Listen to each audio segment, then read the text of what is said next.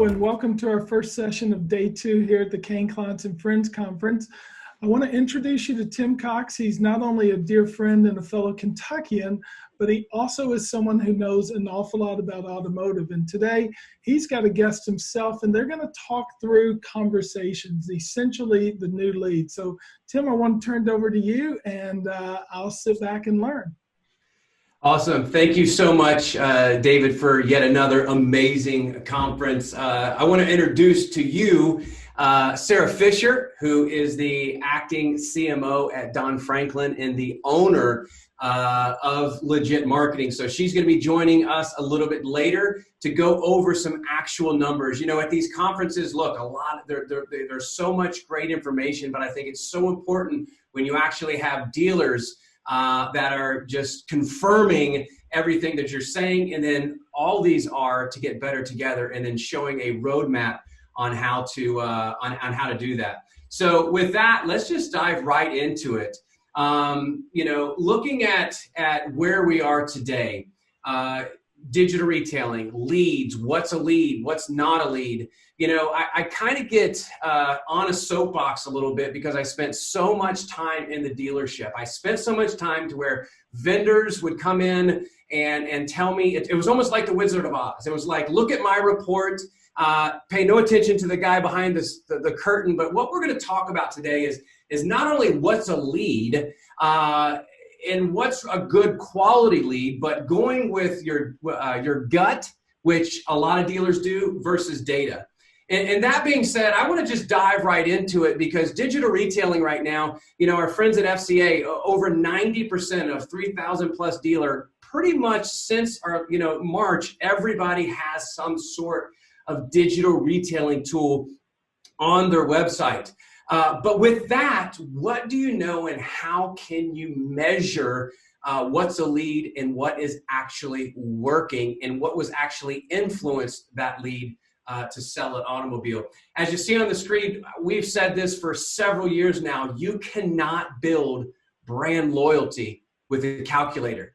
You build them with conversations. You have to have a conversation. There's a friend of mine, David Kain, that coined a phrase several months back on Tim Talks, experience is the new brand. How are you setting the tone digitally with your DR tool to create that type of experience? Because we've also said for almost 6 years now, every single sale starts with a conversation, and not just a conversation, because we've been preaching the conversation for several years now. And there are some providers now that are partnering with third-party communication tools. It has to be symbiotic.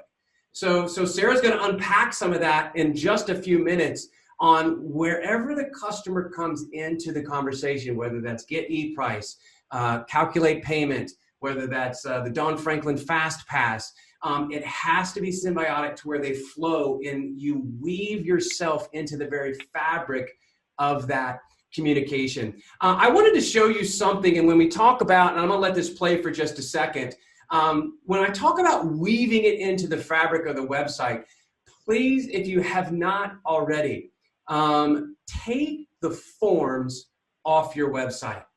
When we took forms off your website, this is normal to where people just put up a form. When you throw up a form on your website, you're telling the customer, hey, listen, we're too busy for you right now. Fill out this form, sit in the waiting area, and somebody will be with you in 3 or 4 hours. If somebody walked into your dealership, you would never do that. So when we took forms off the website and we automated the flows, we have seen the first 9 stores, we saw 129% increase in lead conversion. Now that we have well over 1,000 stores using this tool, it's settling in between 60 and 70%, and Sarah's going to be able to go through some of those numbers. Now, by the way, as I get ready to let Sarah show you her numbers, just a little bit, you know, if you can't measure it, it doesn't matter. Sarah took over the Don Franklin marketing in 2018, and she might not tell you this, but I'm going to brag on her and her team at Legit Marketing for just a little bit. They increased, I want you to get in close, they increased the total amount of cars sold from 18 to 19 to 2,700 more units sold.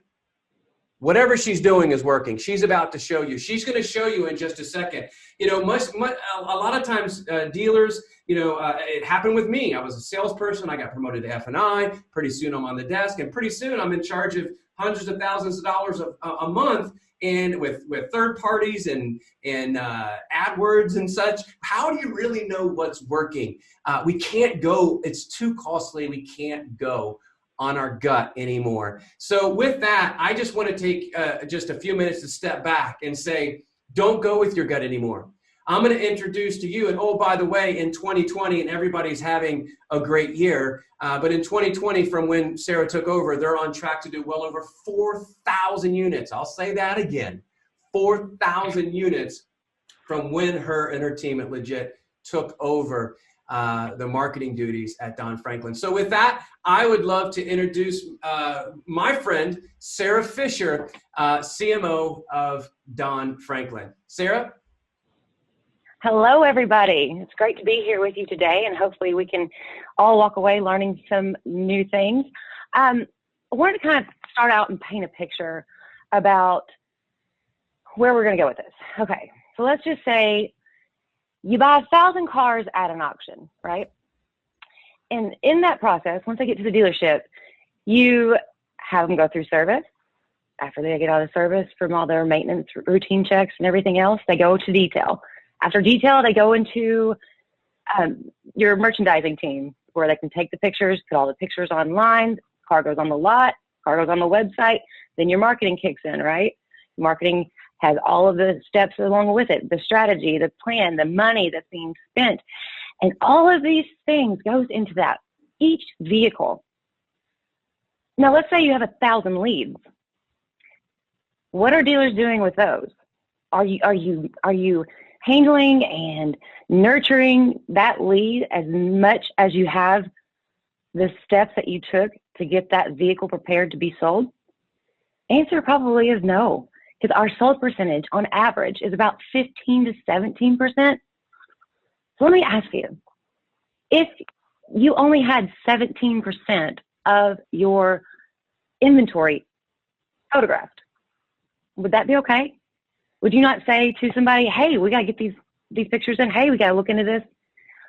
So my biggest question is, why are we not treating the consumers who take the time to input a lead to our dealerships the same amount of respect as you're giving the vehicle? Because I promise, if you start paying attention to how your leads are contacted, how they're followed up with, how that consumer wants to communicate, and listen to what they're asking for, once that starts happening, once managers and general managers and even dealer principals start really looking into how that consumer, their life cycle in your CRM is, that's when we're going to get higher conversions of the leads that we have, right? And not just go out and reach out to the low-hanging fruit, the ones that we know they're going to buy, the ones that, because if your sold percentage is 15%, let's say you have 1,000 leads, 15% you sell, right? What happens to 850? Do we follow up with them? Do they die? I mean, people, when you look into your CRM, you can figure that, you can get that information, you can get that data. When you look at your analytics, you can go over that to see the lifetime of a consumer, of a lead, if they purchase or not. It's all about quality, not about quantity. A lot of people are like, I need more leads, I need more leads, I need more leads. It's not about the quantity. It's about how you handle the leads that you have, the quality and a click is not a lead, correct? And a click is definitely not a lead. Absolutely. Right. Yeah, and it's crucial too for this being a top-down process, right? So your dealer principal, GM, you got to hold the managers accountable so that the managers hold the salespeople accountable.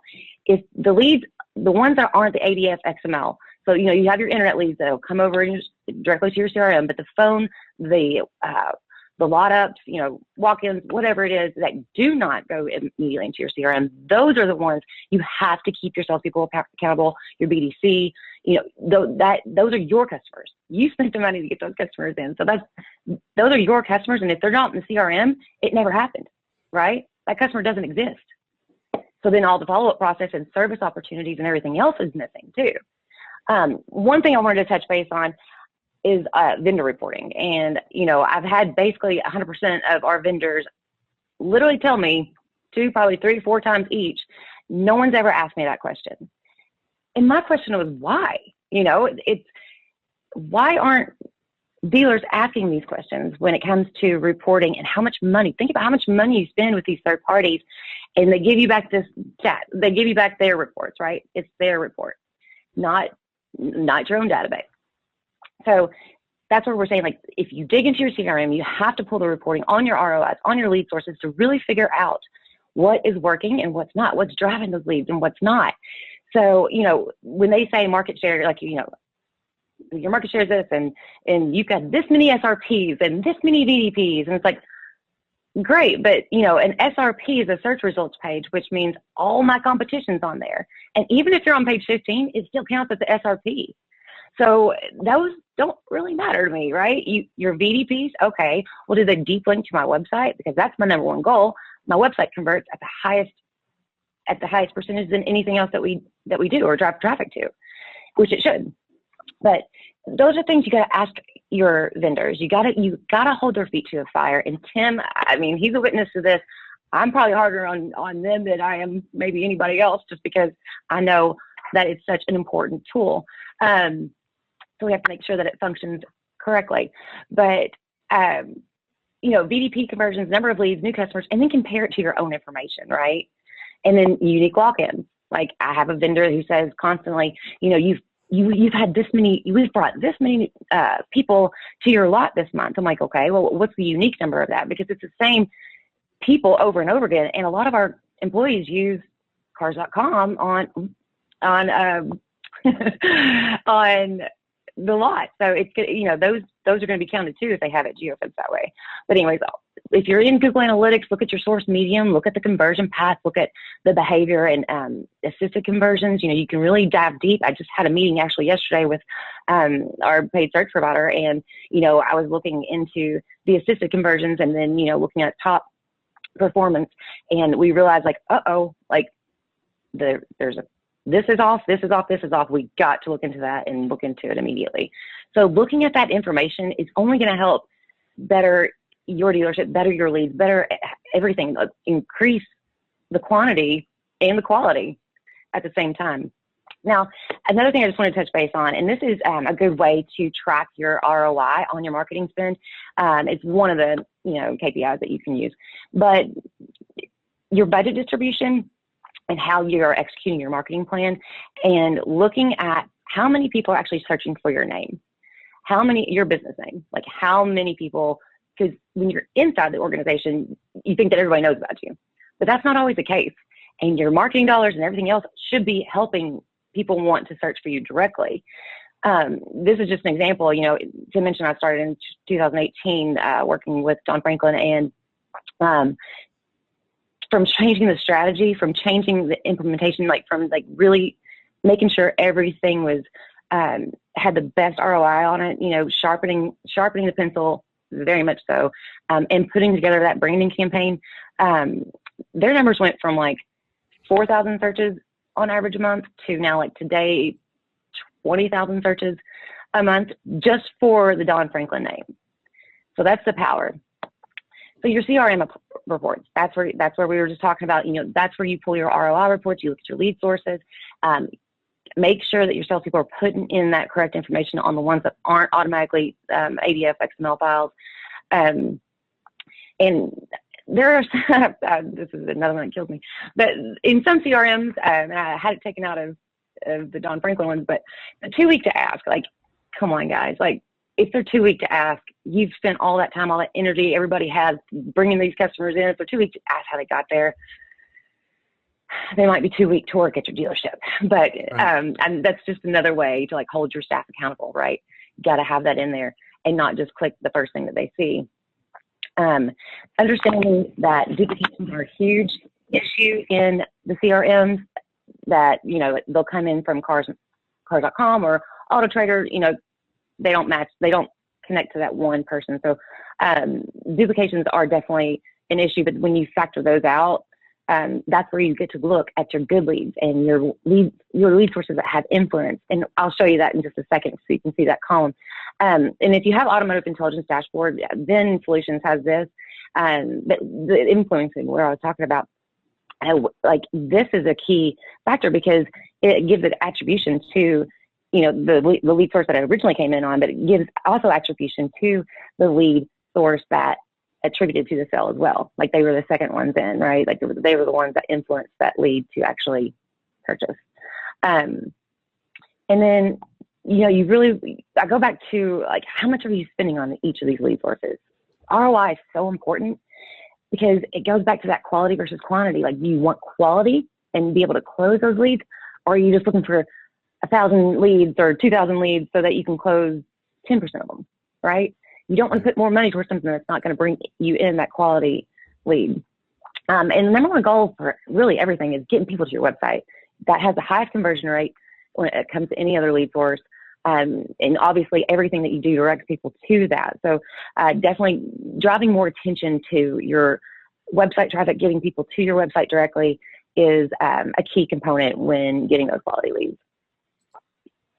And then, when we talk about brand as a new experience, or experiences, bringing in the opposite of that. Yeah, Telling, we just said it different. Brand the experience. Because David says experience is the new brand, but you actually are living that out.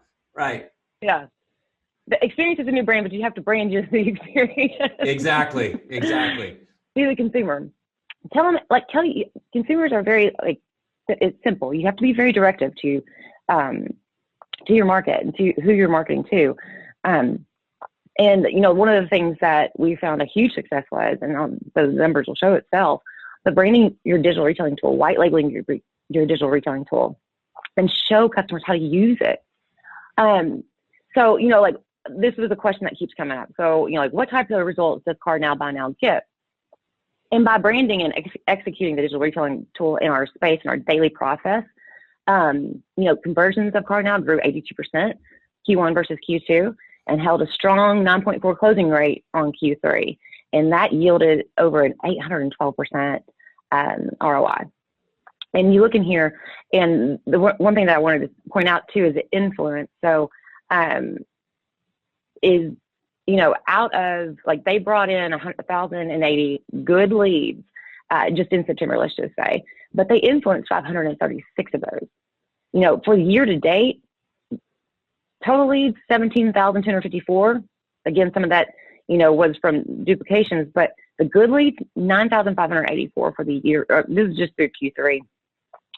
And then they had influence on over 5,400, and that resulted in 882 cars sold through September 20.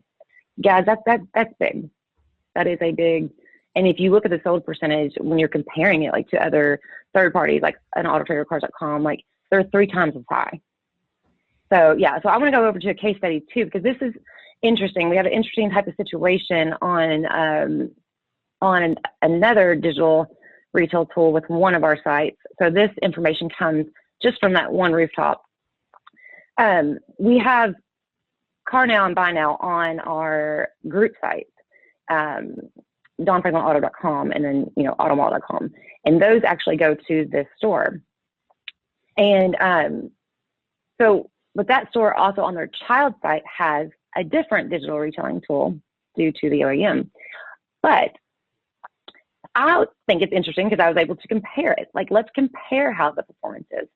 So when we look at leads, okay, 655 versus 574, all right, but that comes from a group site. Keep that in mind, that the competitors on the child site, CarNow and Buy Now on the group site. Good leads, there was 318 good leads versus 144. Sold 47 versus 22. Now check out the sold percentage, because it's important to know how to read your data, because a lot of people can misconstrue data, right? So if I was the competitor, I'd say, oh, but we have a higher sold percentage. No. You have that percentage because of the lower lead volume of good leads, right? That is a number off good leads. So even though the competitor had a higher sold percentage, it's because they had lower amount of good leads. If you look at the good leads and the amount sold, CarNow sold 2 times as more.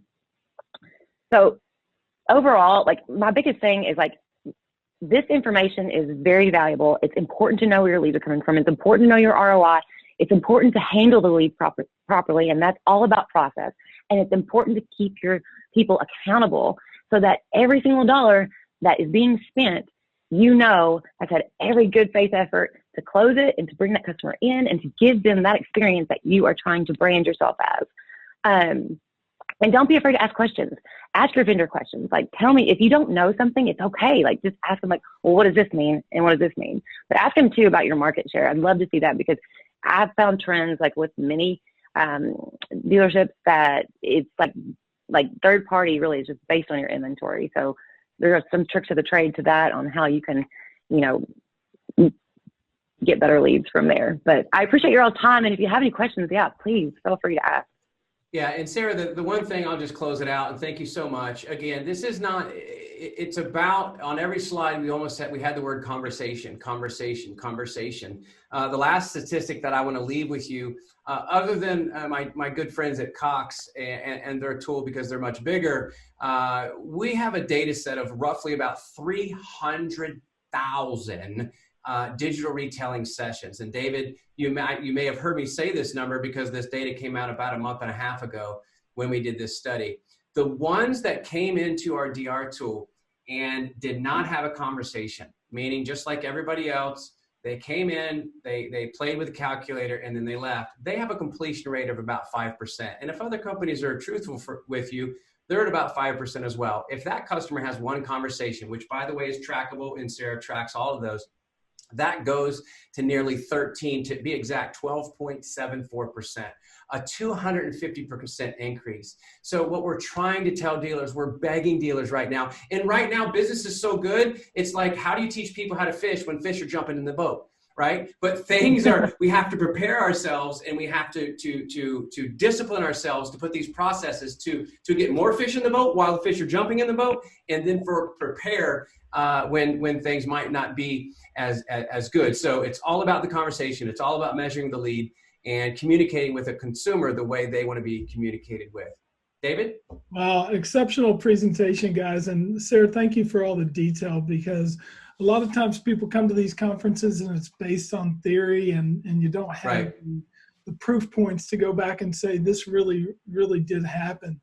Something that you said, Tim, just a moment ago really resonates with me, which is, you know, we've got to move to this point in the future to where it's not just looking at the lead forms and things of that nature, but what we find is, and I want to give you something else, you know, so I said experience is a new brand. The way we look at it is live chat is the current and modern telephone call. And I think of all those days when I walked out on the physical lot at our family's dealership and I chatted with a guest and I engaged with them and moved. So what we've historically seen with live chat is it's almost like a form fill. Hi, thanks for your interest. What's your name? What kind of vehicle are you looking for? Give me your email, and we're just going to go ahead and have someone call you. So it demoralizes the guest. And now what we're seeing with digital retailing and what Sarah's referring to with their processes is, help me now. Don't help me later. Help me right now. And that's what I really love about this session. And we're going to move to Q&A. So obviously, I've got questions. I asked Chelsea and Becky if anyone has provided any questions. I've had a couple of texted to me during this. One comment I'd like to make, we're all the time in situations, and Chip Alvey has raised his hand as well. So Chip, if you want to go ahead and turn your mic on, I believe you can do that on your side. And if not, oh, there you go. I can allow you to talk. Chip Alvey, you have the floor. Two questions. Number one, what do you define as a good lead in that last graph that you showed? And then secondarily, you showed conversions on CarNow. Do you separate the CarNow digital retailing leads from the regular CarNow leads, or are they all combined into one now? So those are my only two questions, and thank you. Thank you, Chip. Spoken like a Sure. group digital marketing manager, and he's also in charge of their BDC. So excellent. Yeah. So what on the data chart that you saw on there. So those are good leads. Those are leads that come directly through from CarNow and Buy Now. So like when you see total leads, you have your total leads and then you have your good leads. So those good leads are the ones that weren't marked bad. Maybe that, like, some of them were duplications like we talked about. But then like the influence is what, so let's say that the lead came through AutoTrader and then it came back through CarNow. So it's going to give that attribution through first to AutoTrader and then to CarNow. So it's going to, and then if that car closes. So you know basically the path that customer took as well. So, and you can see all that on the back end too. If you, I'm not sure like which CRM you use or because there's some CRMs that are definitely different, what I've found. And, but that's how we track. So we can see how many good, how many bad, and then that's where you get your good leads. From your total leads, you obviously take out the bad leads and that's what you're left with. But as far as CarNow and Buy Now, CarNow definitely has a huge influence on our customers because we drive people to our website, right? But they're our chat. So like Tim was saying with the form fills and everything, like what we found was a higher conversion rate on when we actually built out AI trees within a chat because it makes that customer interact and they feel like they're interacting with your dealership versus just sitting in a form and waiting for somebody to call.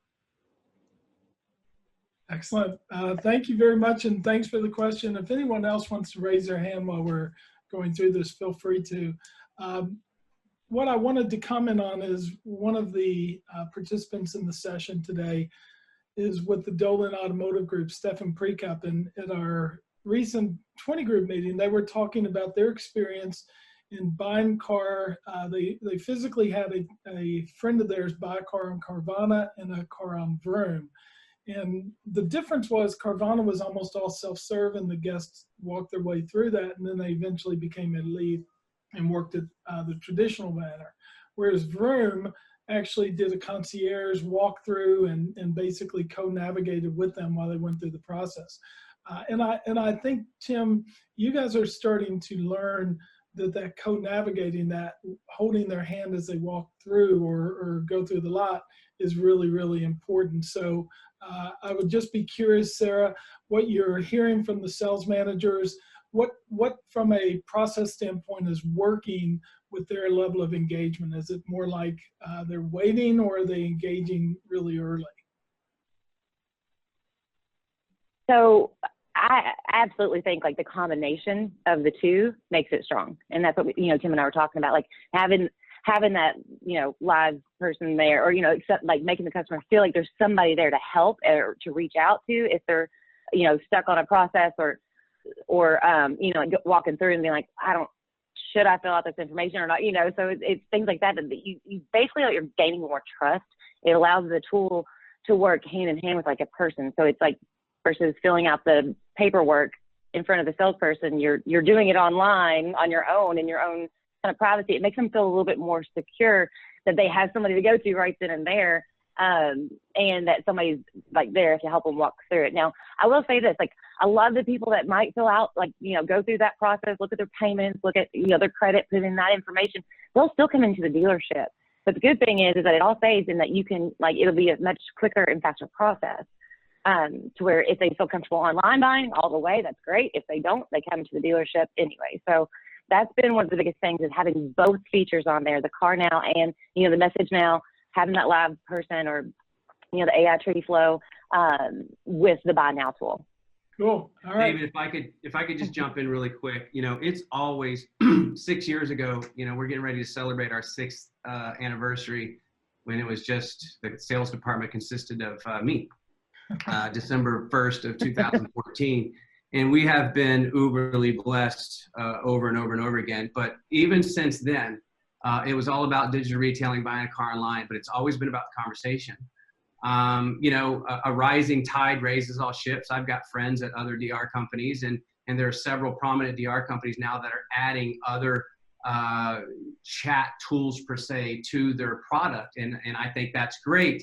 The difference we took, is it the chicken or the egg? And ladies and gentlemen, there are some things, especially with Sarah's group, and I'm looking through the names, there's many of our dealers that are listening, and you should sell the same stories. There are several things that we've learned in the last 10 months that are not debatable. It's not debatable. You're not going to win the argument because it is absolutely time and time and time again. When you start, people don't just sit down. When she measures those leagues, when you tag those events, people think about you. We think that the car business is something. Think about you, how you shop. Other than a little thing at Amazon, people don't sit down when they buy a car and say, okay, I'm going to sit down and buy a car, and 25 minutes later they're done. They don't. They get an e-price, then maybe they come back a couple hours later and they look at their trade or whatever. So all of those touch points, those are building rapport. Those are a quote unquote conversational commerce, and that's why, just like in Sarah's case, it's not 1 + 1 = 2. It's 1 + 1 = 10. And what Sarah didn't tell you on this call, we're seeing, and I think other DR providers are as well, but we're seeing 200 and 300 on average. In Sarah's case, they're almost $400 higher PVR on the cars sold when they're sold this way. So again, wanted to share that with you. Make sure you're measuring your leads. Hold myself and other vendors like us absolutely accountable, because it's all about the conversation, and just bolting something on is not going to work. You've got to make sure that it's woven into the fabric, not only your website, but of your experience, of your dealership. And that's the key. That's how somebody like Sarah can go into a dealership in a little over 2.5 years, or 2 years, raise them 4,000 units. I mean, again, that's why I wanted to bring her on. It's just fabulous information. Excellent. And Becky? Well, I'm going to add something right there. Just like make sure too, because like the transcripts come over. When leads come over, make sure you read the transcripts of how those are translating. Listen to read it, like read what they're asking you for. Because if somebody says, I'd rather you text me, and then you have somebody in the dealership turn around and call them or email them and they've asked to be texted, you're not listening to them. And that comes off, that's your first impression. So you've got to listen to the consumer. That is key. So just make sure that if you have a BDC, if you have salespeople answering them, that they're actually reading all the notes and all the transcripts that come through your CRM on that customer. Look and see what vehicles they're looking at, because if they say, I'm interested in a 2019 Jeep Wrangler with a hardtop, and your response is, great, we have over 1,100 vehicles to choose from, like, you're not listening. So my biggest thing is, like, listen to the consumer. That's how you're going to engage with them and get them to engage back, right? Yeah, and last thing, and I know we got to go, the curious thing, and we truly want to measure ourselves to make sure that we're continuing getting better.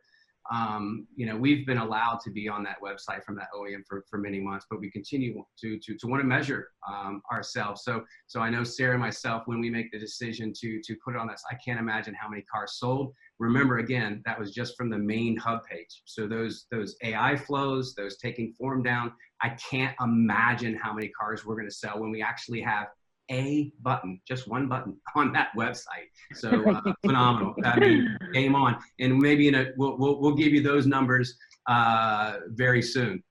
All right, very good. So Becky, I'd love to take a question, but unfortunately we're going to have to move on to the next one. So we'll handle that after the fact. So when Becky and Chelsea pop onto the screen, that means they've got a question, but we'll get that to you guys. And if y'all be kind enough to answer it.